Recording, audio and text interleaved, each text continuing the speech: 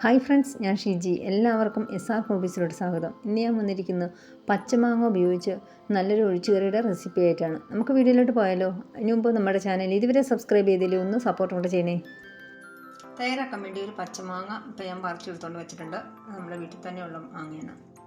ഇതിൻ്റെ തോലൊക്കെ അവിടെ ഇവിടെ വേണമെങ്കിൽ മാത്രം നമുക്ക് കളഞ്ഞാൽ നമ്മുടെ വീട്ടിലുള്ളതായതുകൊണ്ട്, അല്ലെങ്കിൽ കളഞ്ഞാലും കുഴപ്പമൊന്നുമില്ല.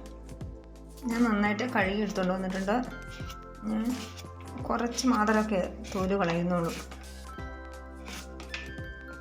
ഞാനൊരു ബൗൾ എടുത്ത് വെച്ചിട്ടുണ്ട്. ഇതിലോട്ട് നമുക്ക് പുളിയില്ല.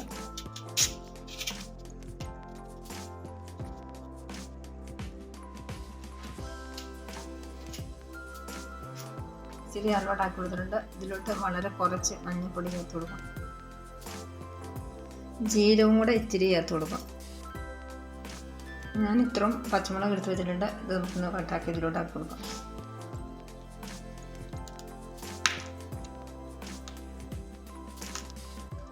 കുറച്ച് വെള്ളം കൂടെ ഒഴിച്ച് നമുക്കൊന്ന് അടിച്ചെടുത്ത് വരാം. നമ്മൾ ഒന്ന് ഒതുക്കി എടുത്തിട്ടുണ്ട്. ഇനി നമുക്ക് ഇതിലോട്ട് ഇത്ര തേങ്ങ എടുത്ത് വെച്ചിട്ടുണ്ട്. ഈ തേങ്ങയും കൂടെ ചേർത്ത് നന്നായിട്ടൊന്ന് അടിച്ചെടുത്ത് വരാം. മൊത്തത്തിൽ അടിച്ചെടുത്തുകൊണ്ട് വെച്ചിട്ടുണ്ട്. അടുത്തായിട്ട് ഒരു മൺചട്ടി ചൂടാക്കാൻ വെച്ച് കൊടുത്തിട്ടുണ്ട്. അതിലോട്ട് വളരെ കുറച്ച് വെളിച്ചെണ്ണയും കൂടി ഒഴിച്ച് കൊടുത്തിട്ടുണ്ട്. പിന്നെ കുറച്ച് ഇത്ര ഉള്ളി എടുത്ത് വെച്ചിട്ടുണ്ട്. ഒന്ന് ചതച്ചതാണ്. ചൂടായ എണ്ണയിലോട്ട് ഉള്ളി ചതച്ചത് ചേർത്ത് കൊടുക്കാം. കുറച്ച് കറിവേപ്പിലയും കൂടെ നമുക്ക് ആഡ് ചെയ്ത് കൊടുക്കാം. നന്നായിട്ടൊന്ന് ഇളക്കി കൊടുക്കാം. നമുക്ക് ജസ്റ്റ് ഒന്ന് വഴറ്റിയെടുക്കാം.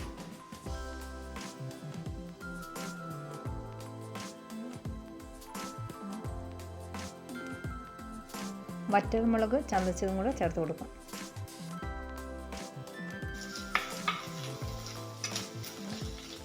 ഇത്ര മതി. ജസ്റ്റ് ഒന്ന് വാടി കിട്ടിയാൽ മതി. ശരിക്കും വാടണ്ട. നമുക്ക് നമ്മൾ അടിച്ചെടുത്തുകൊണ്ട് വന്ന കൂട്ടം ഒഴിച്ചു കൊടുക്കും.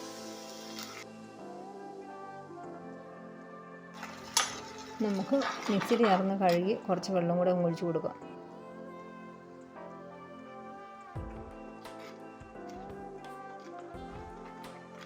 ആവശ്യമായ ഉപ്പും കൂടെ നമുക്കങ്ങ് ചേർത്ത് കൊടുക്കാം. കായപ്പൊടി നമുക്ക് ചേർത്ത് കൊടുക്കാം. ഞാൻ സ്റ്റേജിൽ ശരിക്കും തിളക്കേണ്ടൊന്നും ആവശ്യമില്ല. അതിന് മുമ്പായിട്ട് നമുക്ക് തൈര് നമുക്ക് ചേർത്ത് കൊടുക്കാം. മാങ്ങയുടെ പുളി അനുസരിച്ച് നമുക്ക് തൈര് ചേർത്ത് കൊടുക്കാം. ഞാൻ പുളി കുറഞ്ഞ തൈരാണ് ചേർത്ത് കൊടുത്തത്. ഞാൻ ഇതിലോട്ട് വേറെ പൊടികളൊന്നും ചേർത്ത് കൊടുക്കുന്നില്ല. ഇത് നന്നായിട്ട് തിളയ്ക്കാനുള്ള പരുവായിട്ടുണ്ട്. ഈ സ്റ്റേജിൽ നമുക്കൊന്ന് ഫ്ലെയിം ഓഫ് ചെയ്യാം. ഇനി നമുക്ക് കടുകൊന്ന് താളിച്ച് ഒഴിച്ചു കൊടുക്കാം.